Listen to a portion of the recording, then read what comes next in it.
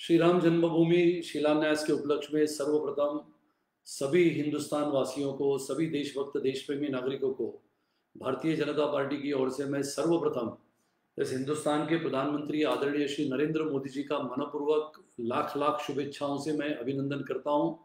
Bharatiya Janata party का छोटे से छोटे कार्यकर्ता से लेके सभी भारतीय जनता पार्टी के कार्यकर्ताओं के माध्यम से आदरणीय प्रधानमंत्री जी का पुनः एक बार हम धन्यवाद देते हैं, उनका अभिनंदन करते हैं। अयोध्या में आज इतिहास रचा गया। वर्षों तक अदालत में मामला चलने के पश्चात आज अयोध्या में राम मंदिर की नींव रची गई है। प्रधानमंत्री नरेंद्र मोदी जी के कर कमलों द्वारा आज भूमि पूजन किया गया। मानो कि ऐसे पूरे देश में नहीं बल्कि पूरे विश्व में आज ऐसा माहौल था कि लग रहा था कि आज कहीं दसरा दिवाली तो नहीं है।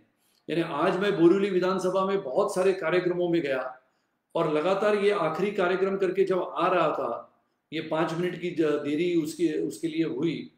सभी जगहों पे, अलग अलग जगहों पे, चौराहे पे, सभी जगहों पे प्रभु श्री रामचंद्र की बड़ी बड़ी प्रतिमाएं लगी हुई है और वहां पर सब नारे लग रहे हैं कि प्रभु श्री रामचंद्र की जय, जय श्री राम। ऐसा माहौल पूरे देश में है।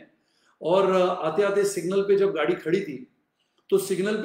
थी तो वहां पर इतनी भरी बारिश में 2 बुजुर्ग नागरिक खड़े थे। बिल्कुल जैसे गाड़ी मुड़ी सिग्नल से, वो दोनों बुजुर्ग व्यक्ति ने अपने दोनों हाथ ऊपर करते हुए घोषणा दी, जय श्री राम। यानी मुझे तो ऐसा लगा ये गौरवान्वित क्षण आने के लिए हिंदुस्तान के नागरिकों ने एक नहीं सैकड़ों वर्षों तक इसका इंतजार किया। और इंतजार करने के पश्चात भारतीय जनता पार्टी के और बहुत से सामाजिक संगठनों ने, फिर विश्व हिंदू परिषद हो, राष्ट्रीय स्वयंसेवक संघ हो, बजरंग दल के हमारे सहकारी हो, सभी लोगों ने 1989, 1990, 1991, 1992 ये जगहों पे जब कार सेवक इस नाते वहां पर अपनी सेवा दी।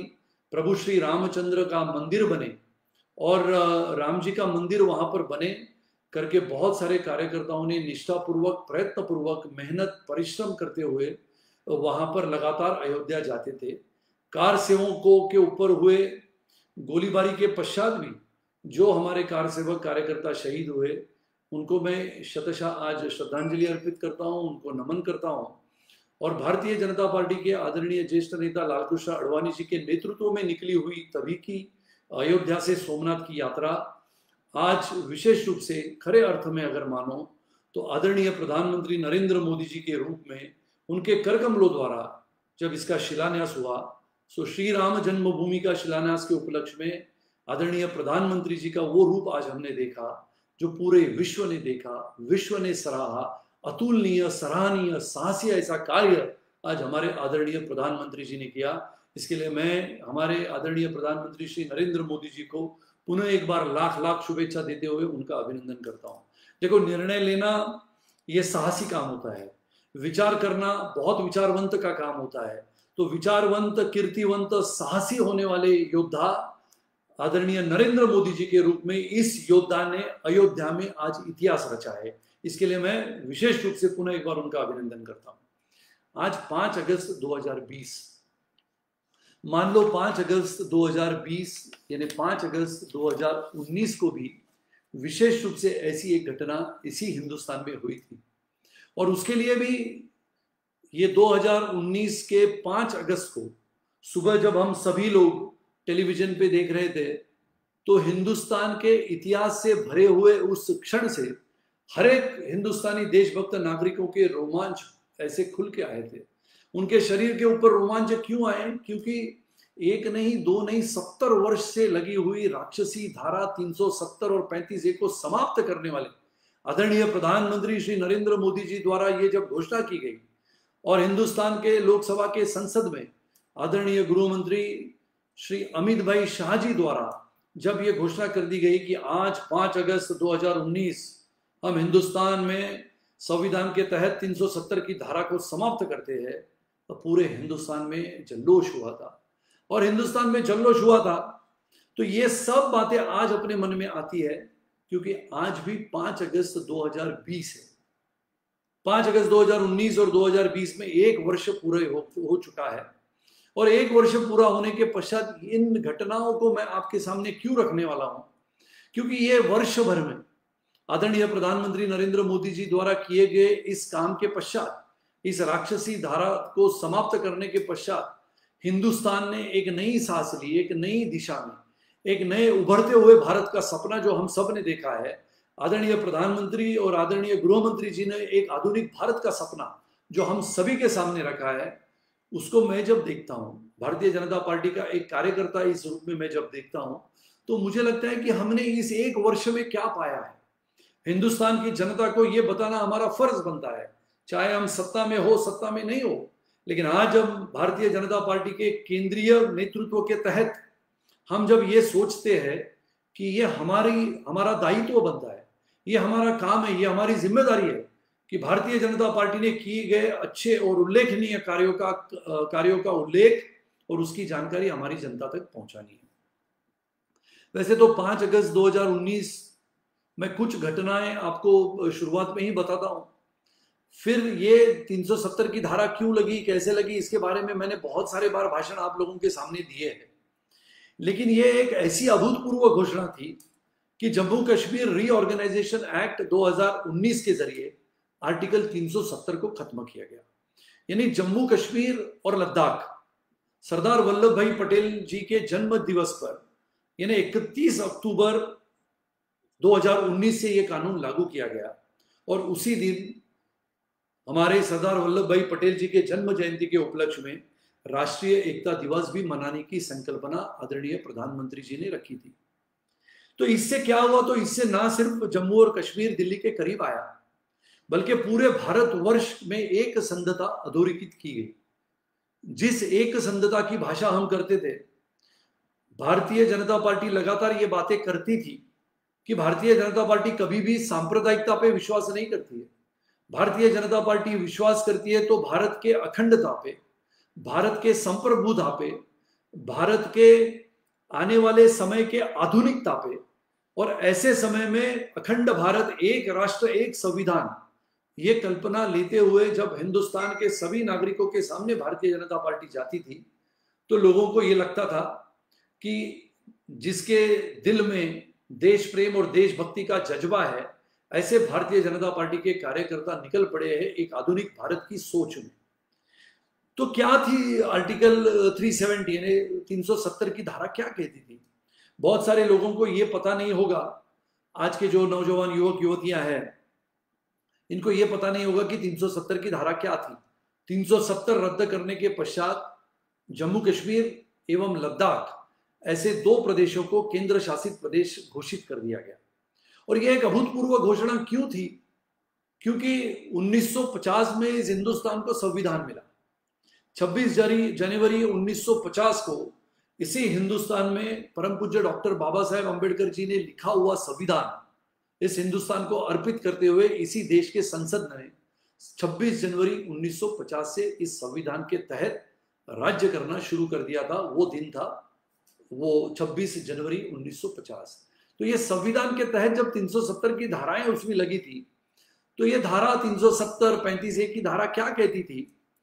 तो ये जब हिंदुस्तान आजाद हुआ, जैसा मैंने लगातार कहा था कि देश स्वतंत्र होने के पश्चात 15 अगस्त 1947 के पश्चात 2 महीनों में, यानी सितंबर अक्टूबर के महीनों में, शुरुआती दिनों में पाकिस्तान ने कबालियों के द्वारा हिंदुस्तान पे आक्रमण किया और आक्रमण करने के पश्चात हिंदुस्तान स्वतंत्र हुआ था। विभाजन के पश्चात पाकिस्तान का भी निर्माण कर दिया गया था और ये नीति के पश्चात हिंदुस्तान के स्वतंत्रता होने के बाद हिंदुस्तान में पूरे जगहों पे एक आनंद मनाया जा रहा था।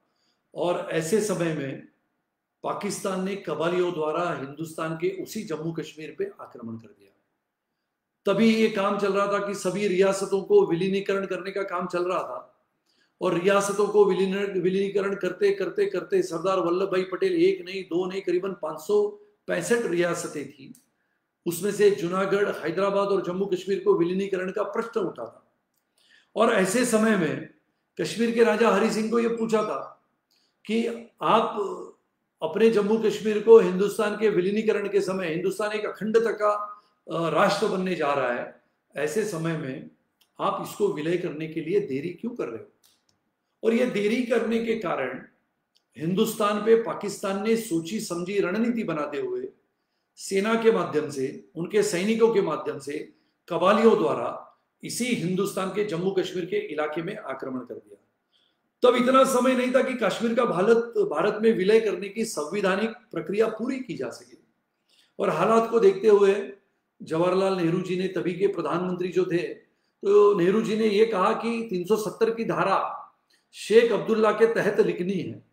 और शेख अब्दुल्ला के तहत अगर 370 की धारा का आग्रह जवाहरलाल नेहरू जी ने रखा, तभी परम पूज्य डॉक्टर बाबा साहब अम्बेडकर ने यह स्पष्ट रूप से कहा कि 370 की धारा मैं नहीं लिखूंगा, क्योंकि 370 की धारा अगर मैं लिखता हूं तो ये भारतीय संविधान के तहत हिंदुस्तान को, भारत को अखंडता, भारत की एकता, भारत की संप्रभुता, ये कहीं ना कहीं मुझे टूटती हुई दिखाई देती है। इसके लिए परम पूज्य डॉक्टर बाबा साहेब अम्बेडकर जी ने उसको साफ मना कर दिया। और साफ मना करने के पश्चात जम्मू कश्मीर को भारत के राज्यों से अलग करने का एक षड्यंत्र शेख अब्दुल्ला ने जो रचा था, उसको 370 के तहत लिखने का काम डॉक्टर गोपाल स्वामी अयंगार ने तभी किया। और यह करने के पश्चात 370 के प्रावधानों के अनुसार जो बातें परम पूज्य डॉक्टर बाबा साहेब अम्बेडकर तभी कहते थे कि अगर यह प्रावधान हुआ, इसके अनुसार संसद को जम्मू और कश्मीर के बारे में रक्षा, विदेश मामले और संचार के विषय में कानून बनाने के अधिकार रहेंगे, लेकिन किसी अन्य विषय में अगर संसद में कोई कानून पारित होता है तो वो कानून भी अगर जम्मू कश्मीर में लागू करना है तो जम्मू कश्मीर की विधानसभा की परवानगी लेनी होगी। और इसके लिए केंद्र को राज्य सरकार का अनुमोदन अनिवार्य होगा। यह 370 धारा का पहला क्रमांक का मुद्दा था। और इसके लिए जब ये 370 की धारा लिखी गई, 370 की धारा लिखने के पश्चात बहुत सारे सवाल उठे। हमारे स्वर्गीय डॉक्टर श्यामा प्रसाद मुखर्जी जी ने एक ही देश में दो विधान, दो निशान, दो प्रधान नहीं चलेंगे करके आंदोलन छेड़ा। 1951 में भारतीय जनसंघ की स्थापना हुई। ये पूरा जोर शोर से पूरे हिंदुस्तान का आंदोलन शुरू था। ऐसे माहौल में ये प्रश्न लगातार उठता था कि 370 की धारा के तहत ऐसे कौन से प्रावधान दिए गए हैं जिससे देखते हुए लगातार ये बातें उठती है कि जम्मू कश्मीर में पहले क्रमांक का मुद्दा आता था कि लोकसभा में पारित किए गए कानून भी जम्मू कश्मीर में लागू नहीं होंगे। अब जम्मू कश्मीर में सबसे पहला मुद्दा आया तो जम्मू कश्मीर का अलग झंडा है। वहां नागरिकों, मैंने जम्मू कश्मीर का अलग झंडे को मान्यता 370 के तहत दी गई थी।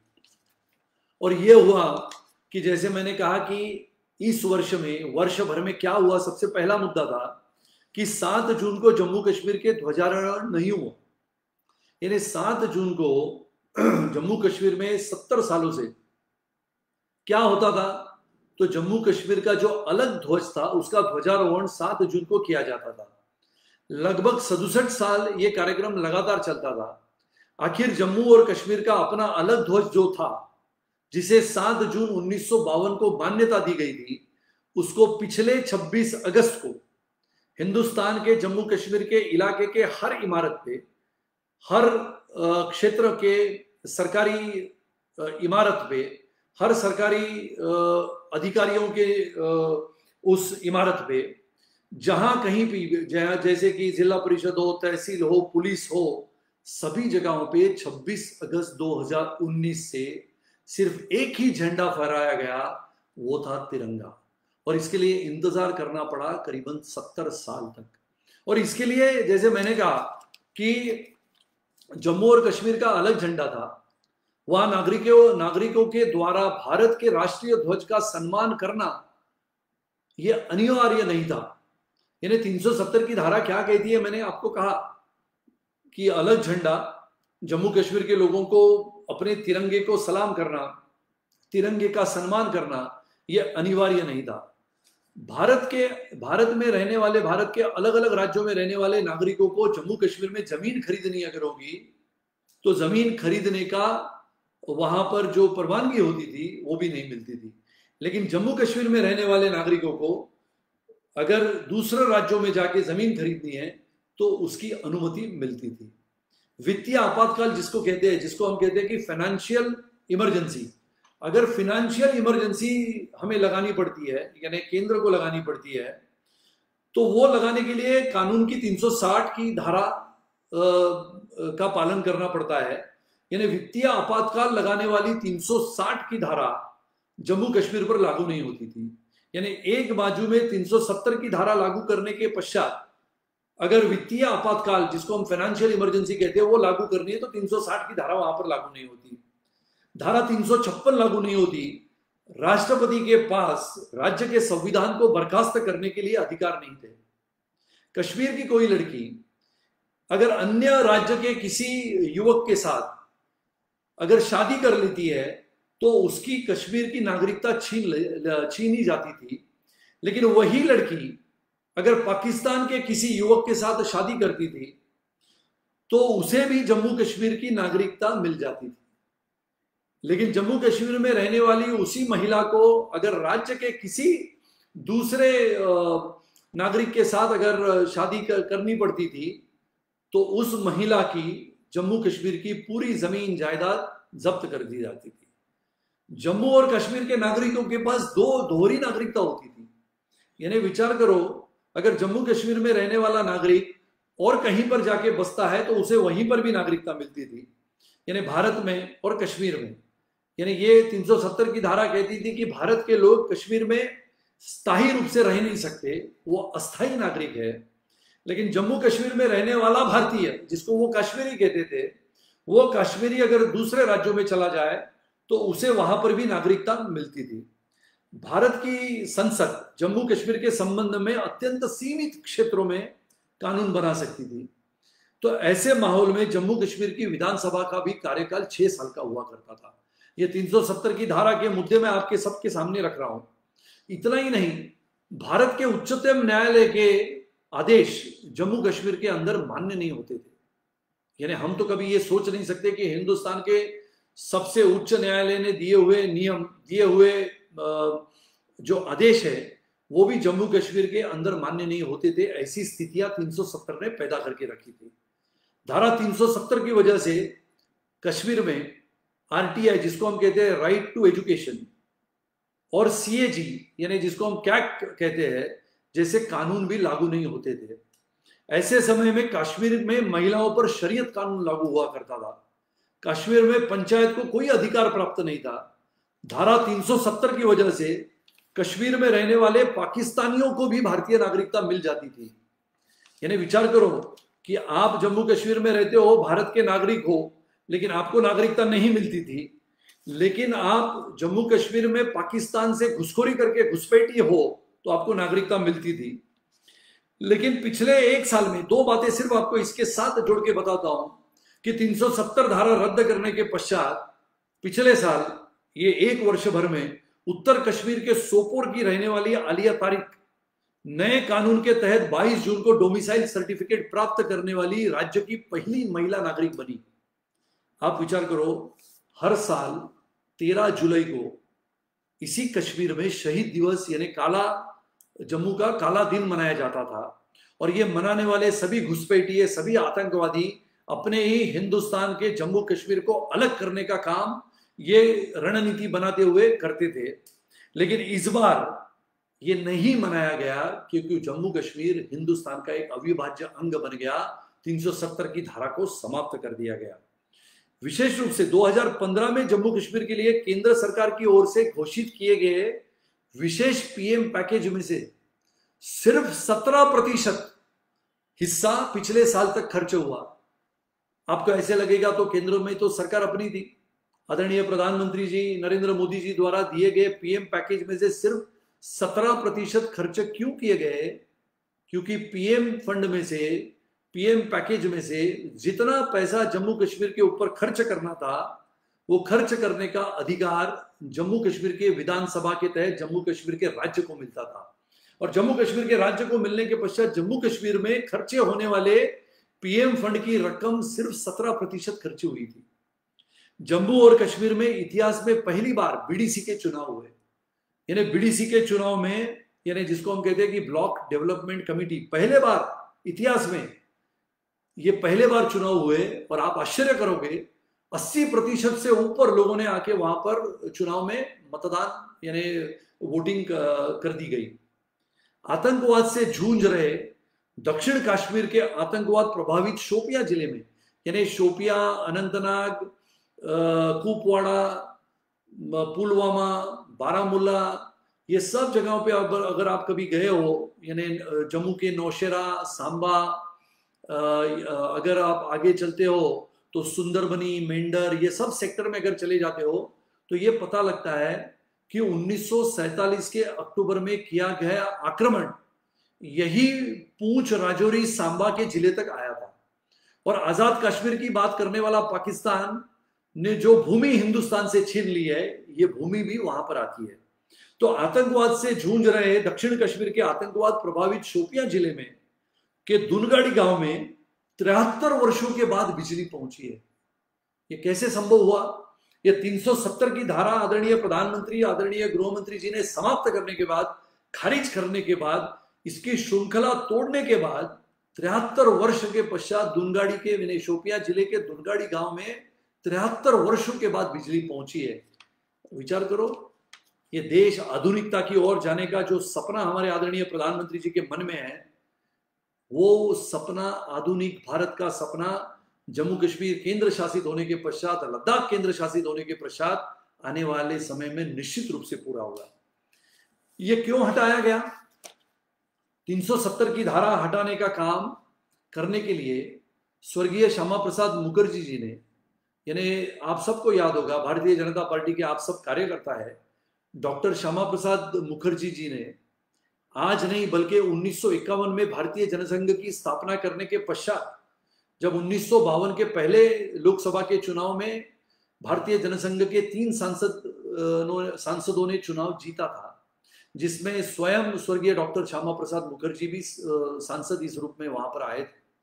चुनाव जीतने के पश्चात स्वर्गीय डॉक्टर श्यामा प्रसाद मुखर्जी का पहला भाषण संसद में यह था कि 2 विधान 2 निशान 2 प्रधान, जिसके तहत 370 की धारा जम्मू कश्मीर को, अखंडता को तोड़ती है, उसके लिए मैं पूरे देश भर में आंदोलन करूंगा, पूरे देश भर में जाऊंगा और ये 370 की धारा को समाप्त करने के लिए चाहे मेरे जीवन का बलिदान करना पड़े तो भी मैं जम्मू कश्मीर में जाते हुए परमिट राज को समाप्त करूंगा। ऐसा कहकर अपने जीवन को बलिदान करने वाले, अपने प्राणों की आहुति देने वाले, 1953 में, यानी 8 मई 1953 को जम्मू कश्मीर के श्रीनगर में अटल जी के साथ जाने वाले, और ये कहते हुए कि मुझे वहां पर शेख अब्दुल्ला की सरकार अरेस्ट करेगी, मुझे जेल में डालेगी, फिर भी मैं भारतीय जनसंघ के तहत हिंदुस्तान वासियों को ये कहूंगा, 2 विधान 2 निशान 2 प्रधान का नारा देते हुए कि जम्मू कश्मीर में अगर झंडा लहराया जाएगा तो वो झंडा सिर्फ तिरंगा होगा और ये तिरंगे के लिए मेरे जीवन का मैं बलिदान भी कर दूंगा। तो ये हिंदुस्तान के स्वर्गीय डॉक्टर श्यामा प्रसाद मुखर्जी की वाणी थी, उन्होंने ये कहा था, उनका ये वक्तव्य था। और तभी अटल जी वहां पर उनके साथ एक पत्रकार के रूप में गए थे और वहां से प्रभावित होते हुए अटल जी ने ये कसम खाई थी, सौगंध खाई थी कि ये हिंदुस्तान में 370 की धारा समाप्त करने के लिए हम सब मिलते हुए लड़ेंगे। लेकिन ये चलते गया, समय चलता गया, लगातार लड़ाई जारी थी और ये 370 के आड़ में जम्मू कश्मीर में जिन जिन की सरकारें बनती थी वो अपने अपने तरीके से शासन किया करते थे। और ये शासन करते समय क्या था, तो जैसे 1947 में पाकिस्तान का आक्रमण हुआ, उसी के पश्चात पिछले कई वर्षों तक लगातार पाकिस्तान ने आतंकवादियों के माध्यम से इसी हिंदुस्तान के सरजमी पे, हिंदुस्तान की अपनी भूमि पे, जम्मू कश्मीर पे लगातार आक्रमण करने की साजिश रची थी। और ये लगातार करने की जो बात थी, और इसके लिए हमने लगातार ये सोचा था कि जैसे आतंकवादी संगठन हिजबुल मुजाहिदीन, जैसे मोहम्मद, JKLF, लश्कर ए तोयबा जैसे लोग,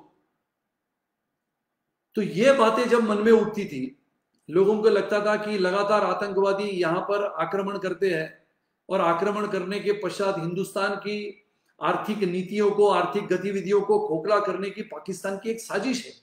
और यह साजिश के तहत हिंदुस्तान के जम्मू कश्मीर के इलाके को 370 के तहत बाहर निकलना है।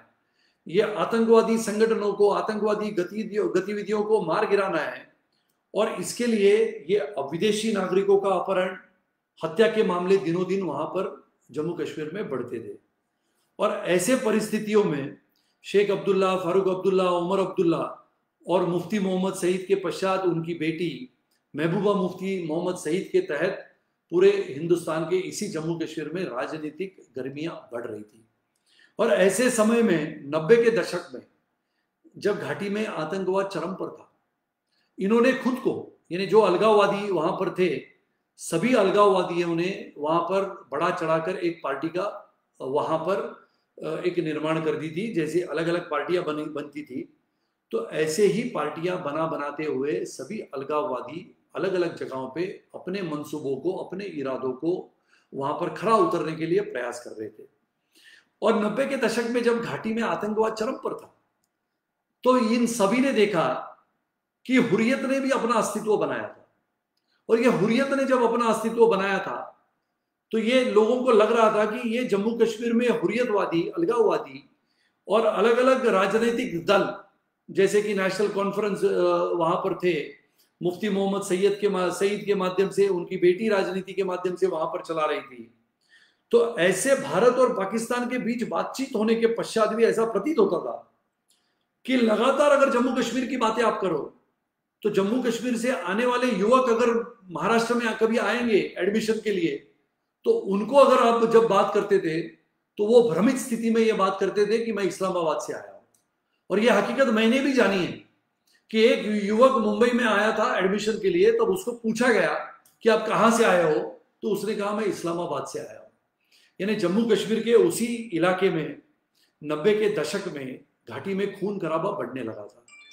इस वजह से जम्मू कश्मीर में जो आर्थिक गतिविधियां थी, वहां पर जो कारोबार थे, इन सभी कारोबारों के माध्यम से आतंकवादी वहां पर अपनी अपनी जगह, अपने अपने पनाह ले रहे थे।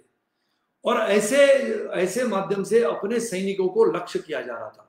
और लगातार ये लक्ष्य करने के पश्चात आतंकवादी कैंप भी बना रहे थे सभी जगहों पे। कभी लाहौर, कराची, इस्लामाबाद में जुड़ी थी। इन सभी की तारें अगर आप देखते थे, तो सभी आतंकवादियों की तारें लगातार इन्हीं पाकिस्तान के अलग अलग शहरों से जुड़ी थी।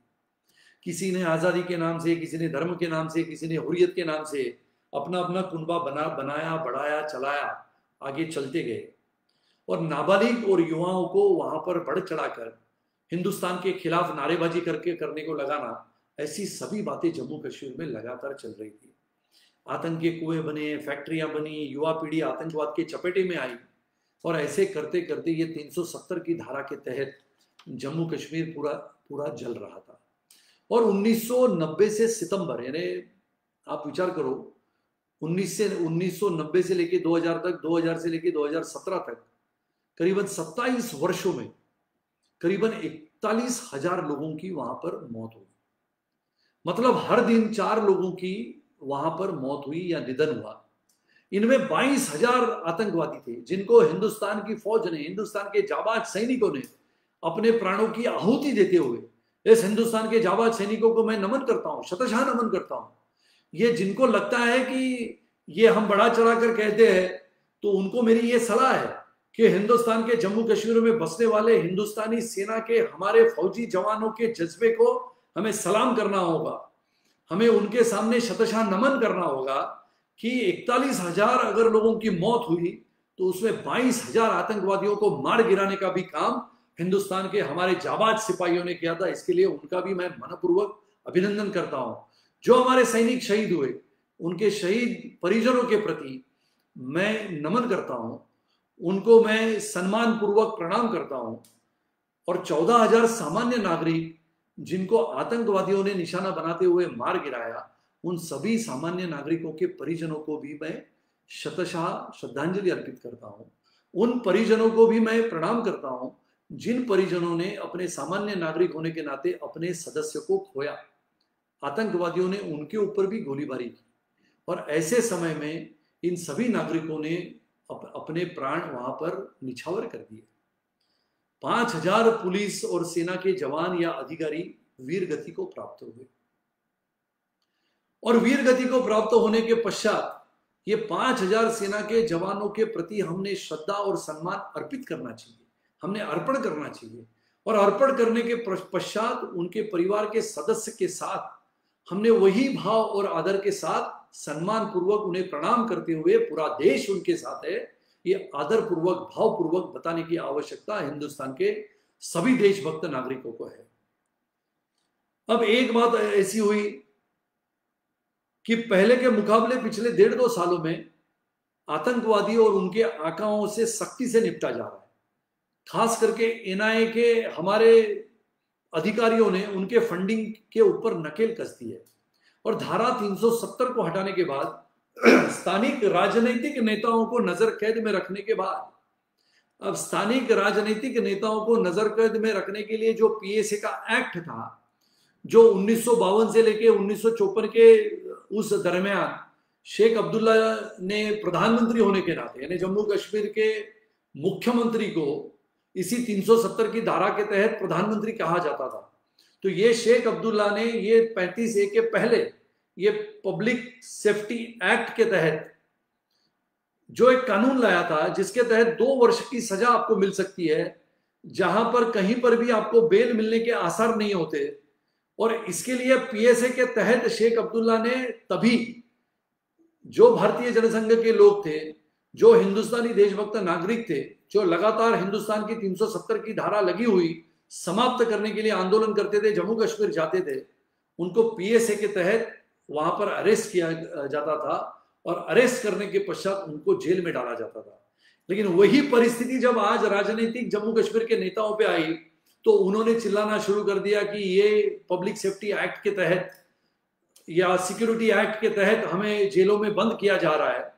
लेकिन स्थानिक राजनीतिक नेताओं को नजर कैद में रखने के बाद से 370 धारा जब हटी है, उसको हटाया गया है, गुलामगिरी की इस श्रृंखला को तोड़ने का काम जब किया है, तो जम्मू कश्मीर में आज शांति बहाल होने के आसार हमें दिखने लगे हैं। यानी 2020 के पहले 7 महीनों में, यानी ये आंकड़े अगर मैं देखता हूं तो 2020 के 7 महीनों में 100 में से ज्यादा आतंकवादियों को ढेर किया गया। यानी विचार करो, जनवरी से लेके जुलाई महीने तक हिंदुस्तान नहीं बल्कि पूरा विश्व कोरोना के वैश्विक महामारी के संकट से जूझ रहा है। आप भी जूझ रहे हो, हम भी जूझ रहे हैं। देश के प्रधानमंत्री भी लगातार हमारे सभी देशभक्त नागरिकों को ऐलान करते हैं कि कोरोना के महामारी के संकट में कैसे जूझना है, कैसी तैयारी क्या करनी है। ये करते समय भी हिंदुस्तान का वो सैनिक, वो जाबाज सिपाही, वो शूरवीर, वो शूर योद्धा आज भी उसी सियाचिन में, आज भी उसी कारगिल में, आज भी उसी लेह लद्दाख में, आज भी जम्मू कश्मीर के उसी सभी जिलों में हिंदुस्तान के जम्मू कश्मीर के इलाके में आने वाले आतंकवादियों की गतिविधियों को रोकने के लिए, आतंकवादियों का खात्मा करने के लिए लगातार अपनी जान को निछावर भी करना पड़े, तो भी इस कोरोना के महामारी के संकट में अपना सैनिक अपने जीवन के बलिदान करने की स्थिति में भी वहां पर आपकी और हमारी सुरक्षा करने के लिए खड़ा है। पुलवामा में किए गए कायर हमले के मास्टरमाइंड में से एक हिजबुल मुजाहिदीन हो, जैशे मोहम्मद हो, लश्कर तोयबा हो, JKLF हो, के कई कमांडर और पोस्टर बॉयज, जिसको हम कहते थे पोस्टर बॉयज, यानी जैसे कि बुरहान वाणी के पश्चात अलग अलग जगहों पे ये कहा गया था कि आतंकवादी संगठनों ने हिंदुस्तान के इसी जम्मू कश्मीर के इलाके के अपने नवयुवकों को आतंकवादियों के माध्यम से आतंक के मार्ग पर चलने के लिए बहा के लेके गए हैं।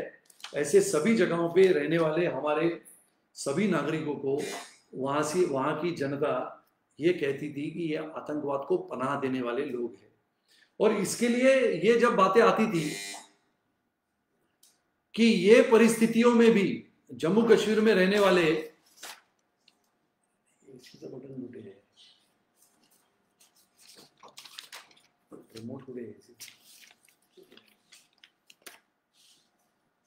तो इसके लिए ये बातें जब मन में आती थी कि 2020 के पहले 7 महीनों में अगर 100 लोगों को मार गिराया, तो ऐसे परिस्थितियों में हमारे सेना के जाबाज सैनिकों को हम वंदन करते हैं। एक बात अच्छी हो रही है कि पहले आपने देखा होगा कि आतंकवादियों को मार गिराने के पश्चात उनके शव उनके घरों में भेज दिए जाते थे। इथे दे रे बाबा, सुन कशाला घेऊन जाऊ?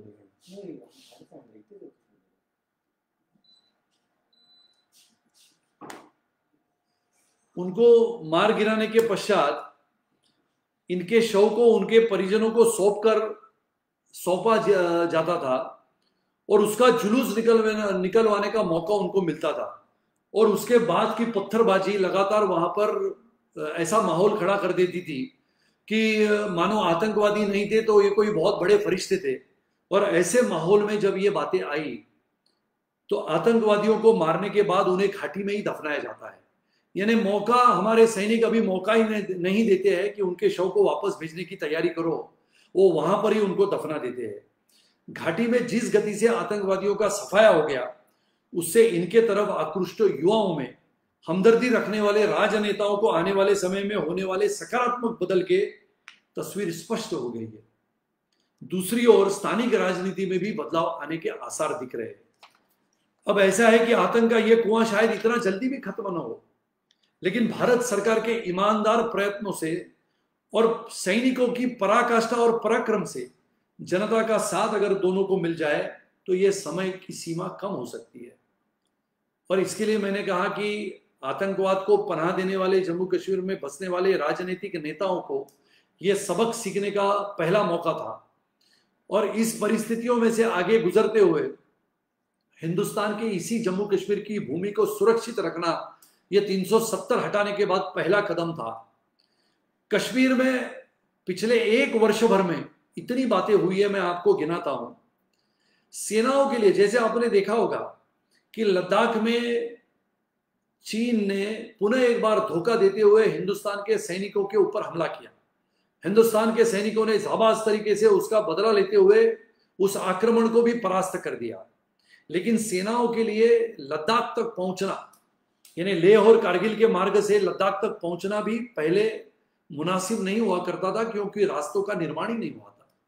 और पिछले कई वर्षों में जो रास्तों का निर्माण रुका था वो 2014 से लेकर 2019 तक लगातार चल रहा था। 2019 से लेकर 2020 तक इतने रास्ते घाटी में बनाए गए कि घाटी के इन रास्तों के माध्यम से लद्दाख तक तुरंत हमारे सेना के फौज और उपकरणों की आवाजाही के लिए, इस दृष्टि से पिछले 6 सालों में जम्मू कश्मीर में इतना जबरदस्त काम हुआ कि ये कार्यक्रमों के पश्चात कि हिंदुस्तान की फौज को जब वहां पर जाने का मौका मिला कि लेह लद्दाख में हमारे सेना के जवानों को अपने उपकरणों के साथ, अपने सेना के वाहनों को वहां पर लेके जाने का मौका मिला, तो रास्तों के वजह से वहां पर तुरंत जाने का मौका मिला। कश्मीर के अगले 2 साल तक रेलवे का नेटवर्क के माध्यम से पूरे भारत में जुड़ जाएगा। कश्मीर के देश के अन्य हिस्सों के जोड़ने के लिए केंद्र सरकार तेजी से काम कर रहा है। कैसे कर रहा है? तो 10,000 करोड़ रुपयों की परियोजना जम्मू कश्मीर में शुरू हो चुकी है। जैसे कि दिल्ली से श्रीनगर की यात्रा इस परियोजना पूरी होने के पश्चात बिल्कुल 14 घंटे में की जाएगी। जम्मू उधमपुर श्रीनगर बारामूला रेल लिंक की कुल लंबाई 326 किलोमीटर की है। दुनिया का सबसे ऊंचा रेल पुल जो दिसंबर 2021 में पूरा होगा, इसके तैयार होते सीधे ट्रेन घाटी में चली जाएगी।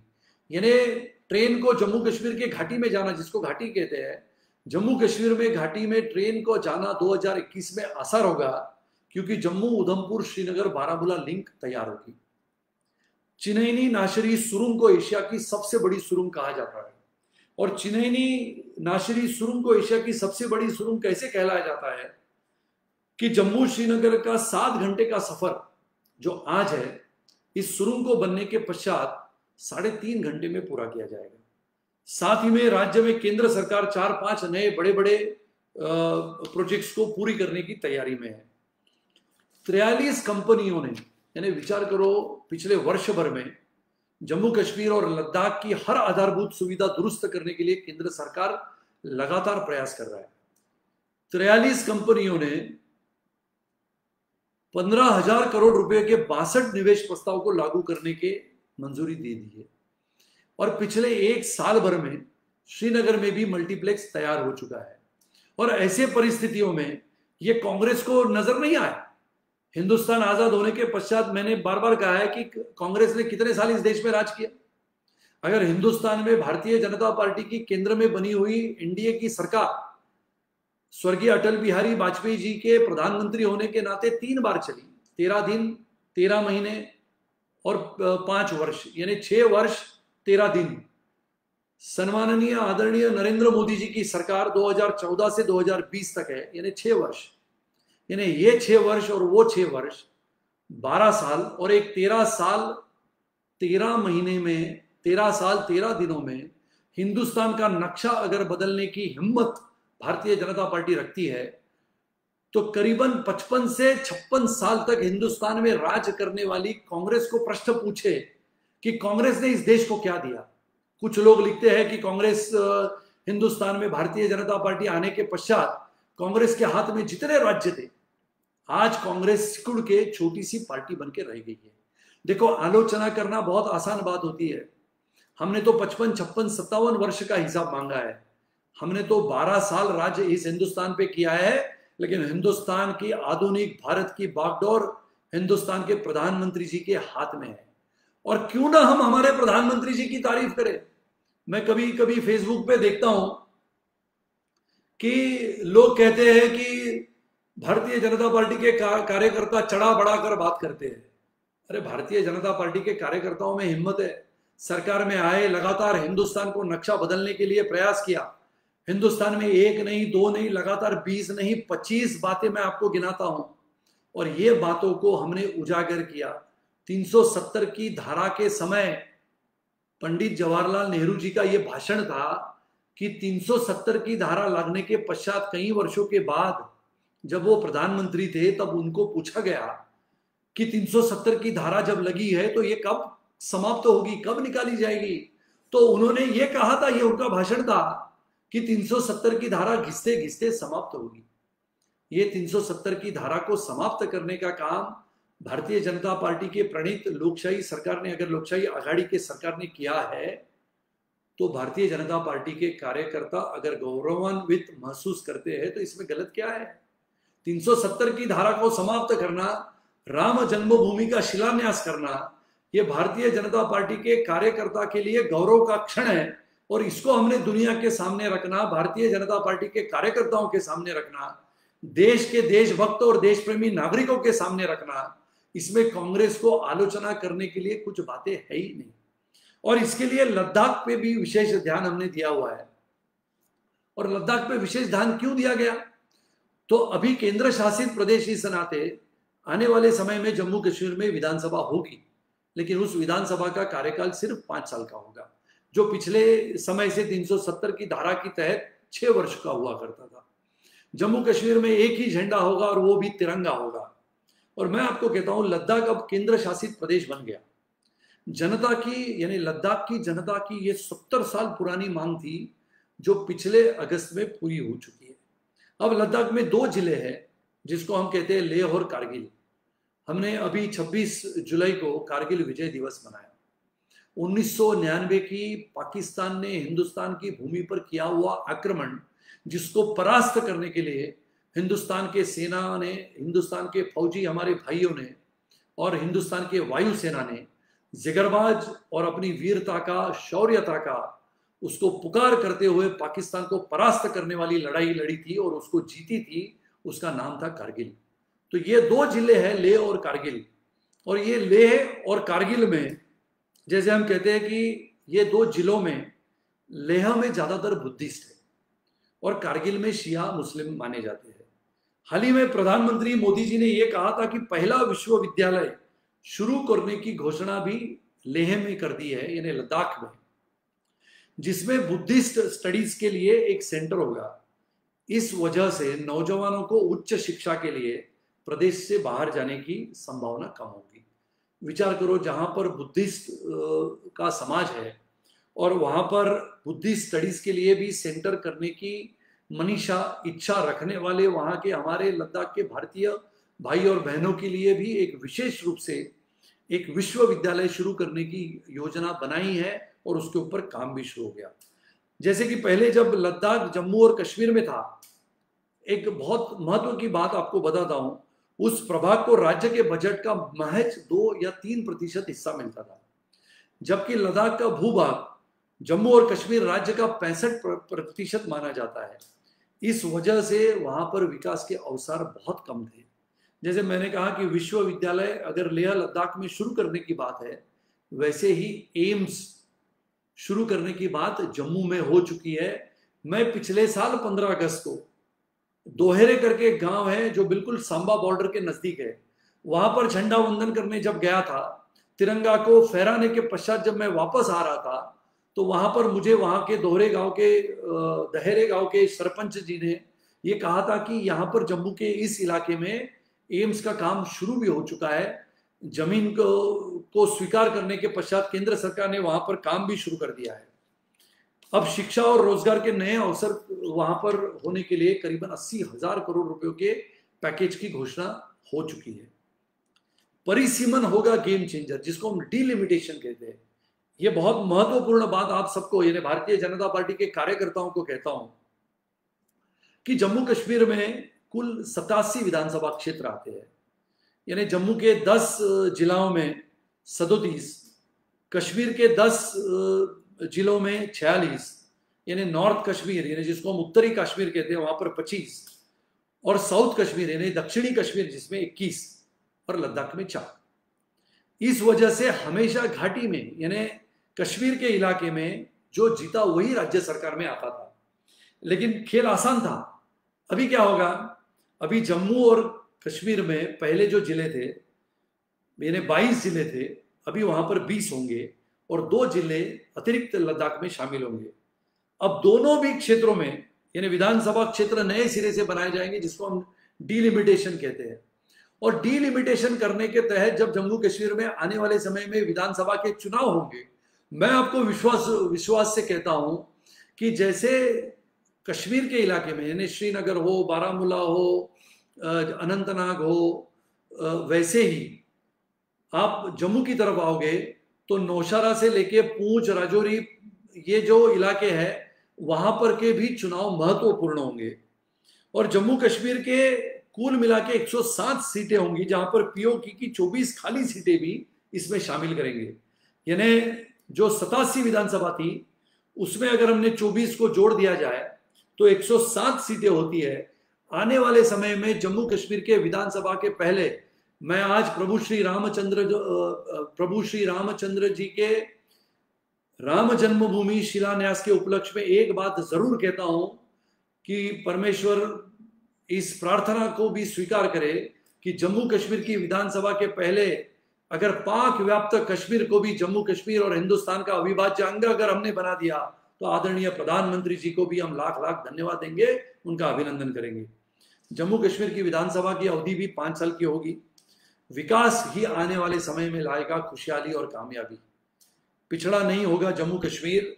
आने वाले समय में निश्चित रूप से 370 की धारा को समाप्त करने के बाद सबसे परेशान अगर कौन है तो चीन और पाकिस्तान। और इसके लिए भारत जम्मू कश्मीर को अगर सशक्त बनाता है, अगर भारत लेह और लद्दाख और कारगिल को सशक्त बनाता है, तो सबसे बड़ा नुकसान किसका होने वाला है, तो पड़ोसियों का नुकसान होने वाला है। आतंकवाद और ड्रग्स के गैर कानूनी धंधे बंद होंगे। आतंकवादियों को पनाह देने के लिए कोई भी वहां पर जगह नहीं मिलेगी। आतंकवादियों की गतिविधियों को रोकने वाले हमारे सुरक्षा और हमारे सेना के जाबाज अधिकारी और जवानों के तहत हिंदुस्तान की भूमि को सुरक्षित होंगे। और भारत के साथ तनावपूर्ण स्थिति में चीन भारत के पड़ोसी देशों के साथ, जैसे मैंने पिछले बार भी कहा था कि चीन पाकिस्तान के साथ, अफगानिस्तान के साथ रिश्ते बनाने में जुटा है। चीन पाकिस्तान के साथ, ईरान के साथ रिश्ता बनाने में जुटा है। चबहार बंदर के निर्मित के पश्चात भारत ने यानी ये बातें कह दी थी कि चबहार बंदर यानी ग्वादार बंदर की निर्मित अगर चीन ने की तो चबहार बंदर की निर्मित भारत ने करने के बाद चीन, ईरान, अफगानिस्तान, पाकिस्तान और भारत एक कोने में जो खड़ा था, जो जिसको हम दक्षिणी चीन का समुद्र कहते हैं, उस दक्षिणी चीन के समुद्र में आज भारत मजबूत सिरे से खड़ा है, क्योंकि America, Russia, Japan, Germany, France ये देखता है कि भारत की ताकत बढ़ रही है। चीन बौखलाया क्यों गया है? क्योंकि आने वाले समय में सबसे बेहतर, सबसे महत्वपूर्ण, सबसे शक्तिशाली ताकत बनाने की क्षमता अगर ये दक्षिण एशियाई देशों में कौन रखता है तो भारत रखता है। अगर आप देखो तो उत्तरी कोरिया और दक्षिणी कोरिया के अध्यक्षों से बात करो तो उनमें भी ये बात है कि अगर दक्षिण चीन का समुद्र लांघने की क्षमता अगर किसी देश में होगी तो वो देश है भारत देश। ये कांग्रेस वाले माने न माने, लेकिन हिंदुस्तान शक्तिशाली, सामर्थ्यशाली, वैभवशाली, गौरवशाली बनेगा। आधुनिक भारत का निर्माण हम करेंगे। आदरणीय प्रधानमंत्री जी के हाथों में भारत मजबूत होगा और ये एक नहीं हजारों बार करते रहेंगे। चुनाव आएंगे, चुनाव चले जाएंगे, विधायक बनेंगे, विधायक नहीं होंगे, सरकारें बनेगी, सरकारें निकलेगी, लेकिन भारतीय जनता पार्टी का कार्यकर्ता ये लगातार करते रहेगा कि हाँ, मैं हिंदुस्तान का देशभक्त नागरिक हूं। इस हिंदुस्तान को आधुनिकता की ओर लेके जाने के हमारे प्रयास निरंतर चलेंगे और ये भारत की निर्मित के लिए भारतीय जनता पार्टी का कार्यकर्ताओं का प्रयास, मेहनत, परिश्रम लगातार चलता रहेगा। अब ये परिस्थितियों में जैसे मैंने कहा कि जम्मू कश्मीर भारत माता का किरीट है और ये लगातार हमारे स्वर्गीय अटल बिहारी वाजपेयी जी की कविताओं में से आता था।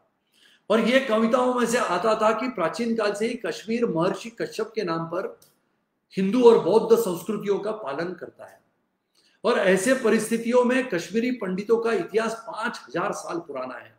जिन कश्मीरी पंडितों की हत्या कर दी गई और हत्या करने के पश्चात 1999 और 90 में इन्हीं आतंकवादियों ने हमारे कश्मीर पंडितों पे अत्याचार किए, अनगिनत अन्याय किए, वो इतिहास 5000 साल पुराना है।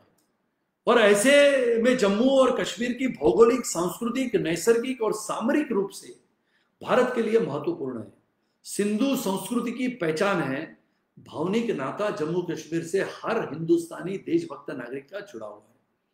और 80 के दशक में ये कहता है, इतिहास कहता है, अगर इतिहास के पन्नों को पलट के आप देखो तो ये कहता है इतिहास कि 80 के दशक से यहां पर हिंदुओं को नरसंहार किया गया था। आतंकवादियों से आड़ से प्रदेश का इस्लामीकरण करने का प्रयास किया गया। जम्मू कश्मीर में, हाँ, जम्मू कश्मीर में आईएसआईएस के झंडे कई बार खुलेआम फहराए गए थे। पिछले 1 वर्षों में कहीं पर भी ये नहीं दिखता है। आतंकवादियों को पनाह देने वाले लोगों के खिलाफ हिंदुस्तान के केंद्र सरकार में बसे हुए गृह मंत्री के माध्यम से, गृह मंत्रालय के माध्यम से लगातार कड़े कानून के माध्यम से सभी प्रावधानों का उपयोग किया जाता है। आजादी के 2 दशक तक जम्मू और कश्मीर को विशेष दर्जा होना कुछ हद तक ठीक माना जाता था, लेकिन उसे चिरकाल रखना और उसकी आड़ में देश को तोड़ने की राजनीति करना यह बुद्धि से परे था। इसके लिए 370 की धारा समाप्त करना, 370 की धारा को खारिज करना, ये विशेष रूप से सराहनीय कार्य है। लेकिन अभी जम्मू कश्मीर में 370 हटाने के बाद कोई भी राजनीतिक मंशा नहीं थी, लेकिन यहां पर अब विकास की गति बढ़ानी होगी। हर क्षेत्र में विकास के माध्यम से आने वाले समय में आर्थिक वृद्धि की बात निश्चित रूप से होगी और आने वाले समय में जम्मू कश्मीर एक विशेष रूप से हिंदुस्तान का जो अविभाज्य अंग था, जम्मू कश्मीर और लद्दाख इस हिंदुस्तान के अविभाज्य अंग तो होंगे। केंद्र शासित प्रदेश होने के पश्चात आने वाले समय में निश्चित रूप से जम्मू कश्मीर में विधानसभा होगी जिसका कार्यकाल 5 साल का होगा। लद्दाख में केंद्र शासित का दर्जा होने के पश्चात सभी विकास कामों को गति देने का काम आदरणीय प्रधानमंत्री निश्चित रूप से करेंगे। और इसके लिए मैं आखिरी क्षण में जम्मू और कश्मीरियत पर विशेष प्रेम करने वाले हमारे भूतपूर्व प्रधानमंत्री और हमारे राजनेता श्री अटल बिहारी वाजपेयी जी की एक कविता के ऊपर आप सभी लोगों का ध्यान आकर्षित करना चाहता हूं और उसके पश्चात ये आज का हमारा उद्बोधन समाप्त होगा। कश्मीर पर लगातार स्वर्गीय अटल जी जब बात करते थे, बहुत सारे हमारे बुजुर्ग कार्यकर्ताओं ने इन कविताओं का वाचन भी किया होगा। उनकी एक कविता है कि कश्मीर पर भारत का ध्वज नहीं झुकेगा, से कुछ पंक्तियां आज मैंने यहाँ पर लिखी हुई है। मेरे मित्र हमारे एक पत्रकार है धनंजय देशमुख जी, उन्होंने बहुत सुंदरता से इस सब को हमारे सबके सामने रखने का मौका हमको दिया था। कश्मीर पर भारत का ध्वज नहीं झुकेगा, इसमें स्वर्गीय अटल जी कहते हैं कि धमकी जिहाद के नारों से हथियारों से कश्मीर कभी हथिया लोगे ये मत समझो। धमकी जिहाद के नारों से, हथियारों से कश्मीर कभी हथिया लोगे यह मत समझो। हमलों से, अत्याचारों से, संवारों से भारत का शीश झुका लोगे यह मत समझो। अमेरिका क्या संसार भले ही हो विरुद्ध, अमेरिका क्या संसार भले ही हो विरुद्ध, कश्मीर पर भारत का ध्वज नहीं झुकेगा। कश्मीर पर भारत का ध्वज नहीं झुकेगा। एक नहीं दो नहीं करो 20 समझौते, एक नहीं दो नहीं करो 20 समझौते, पर स्वतंत्र भारत का मस्तक नहीं झुकेगा। धमकी जिहाद के नारों से, हथियारों से कश्मीर कभी हथिया लोगे ये मत समझो, पर स्वतंत्र भारत का मस्तक कभी नहीं झुकेगा। कश्मीर खूबसूरत था और चिरकाल वैसे ही रहेगा। कश्मीर भारत का अविभाज्य अंग था, मुकुटमणि है, चिरकाल है, वैसे ही रहेगा। जम्मू कश्मीर और लद्दाख के सभी देशभक्त नागरिकों को आज हमारे श्री राम जन्मभूमि के शिलान्यास के उपलक्ष्य में मैं सबको, हर हिंदू वासियों को, इस देशवासियों को मैं लाख लाख शुभेच्छा देता हूं। पुनः एक बार आदरणीय प्रधानमंत्री श्री नरेंद्र मोदी जी का लाख लाख जनता, करोड़ जनता की ओर से मनपूर्वक अभिनंदन करता हूं। देश के गृह मंत्री सम्माननीय अमित भाई शाह जी का 370 की धारा समाप्त करके उसके वर्ष पूर्ति के पश्चात जम्मू कश्मीर और लद्दाख में बहुत सारे कामों का निर्माण करने के लिए सभी केंद्र के सरकार का मनपूर्वक अभिनंदन करते हुए मेरे वाणी को विराम देता हूं। भारत माता की जय। जय श्री राम, जय हिंद।